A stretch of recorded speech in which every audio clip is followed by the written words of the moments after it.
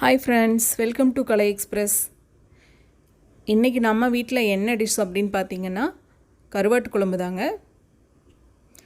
நம்ம இன்னைக்கு மண் சட்டியில செய்யலாம். ஒரு 4 டேபிள் ஸ்பூன் எண்ணெய், 1/4 டீஸ்பூன் வெந்தயம், 1/4 டீஸ்பூன் கடுகு, ஒரு கொத்து கருவேப்பிலை சேர்த்துக்கலாம். 4 வரமிளகாய் சேர்த்துக்கலாம். வரமிளகாய் நல்லா செவந்துருச்சு. இப்போ நாம வந்து சின்ன வெங்காயம் ஒரு 25 வெங்காயம் உரிச்சு வச்சிருக்கேன். அதை சேர்த்துக்கலாம். இதுக்கு சின்ன வெங்காயம் பெரிய வெங்காயம் ரெண்டுமே சேர்த்தணுங்க. பச்சை மிளகாய் 2 சேர்த்துக்கலாம். ஒரு 20 பல் பூண்டு சேர்த்துக்கலாம். நல்லா வதக்கி விடலாங்க. இந்த டிஷ்க்கு நம்ம கொஞ்சம் எண்ணெய் சேர்த்தி விடலாங்க. அப்பதான் நல்லா இருக்கும். இப்போ பெரிய சைஸ் வெங்காயம், பெரிய வெங்காயம் ஒன்று பொடியாக நறுக்கி வச்சிருக்கேன். அதை சேர்த்துக்கலாம். சேர்த்து நல்லா இந்த அளவுக்கு நல்லா வதங்கினதும் பாருங்கள், இந்த அளவுக்கு நல்லா வதங்கணும். இப்போ இதில் வந்து நாம் தக்காளி 2 தக்காளி வந்து பெரிய சைஸ் தக்காளி பொடியாக நறுக்கி வச்சுருக்கேன். அதையும் சேர்த்துக்கலாம்.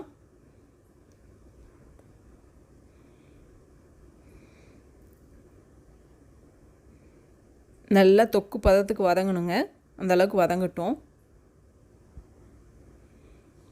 பாருங்கள், நல்லா எண்ணெய் பிரிஞ்சு வந்திருக்கு. இந்த அளவுக்கு வதங்கினதுக்கப்புறம் இதுக்கு தேவையான மசாலாலாம் சேர்த்திடலாம். ஒரு 1/4 டீஸ்பூன் மஞ்சள் தூள், 1 டேபிள் ஸ்பூன் அளவுக்கு மிளகாய் தூள், 1 டேபிள் ஸ்பூன் அளவுக்கு கொத்தமல்லி தூள், 2 டேபிள் ஸ்பூன் அளவுக்கு குழம்பு மிளகாய் தூள் சேர்த்துக்கலாங்க. சேர்த்து நல்லா பச்சை வாசனை போக நல்லா வதக்கி விடுங்க.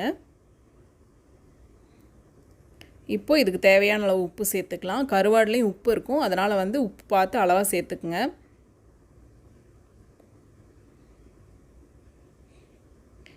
இப்போ நல்லா கலந்து விட்டுட்டு பாருங்கள், இந்த அளவுக்கு நல்லா எண்ணெய் பிரிஞ்சு வர அளவுக்கு நல்லா பாருங்கள், நல்லா தொக்கு பதத்துக்கு நல்லா வதங்கிருச்சு.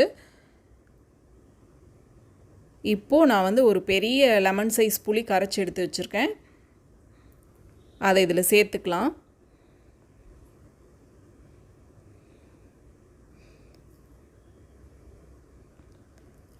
நம்ம ஒரு நிமிஷம் மூடி வச்சிடலாங்க. ஒரு 5 நிமிஷம் நல்லா மூடி வச்சிட்டோன்னா நல்லா எண்ணெய் பிரிஞ்சு வர அளவுக்கு வந்து நல்லா குக் ஆகும். மசாலா பாருங்கள் எந்த அளவுக்கு குக் ஆகி வந்திருக்குன்ட்டு.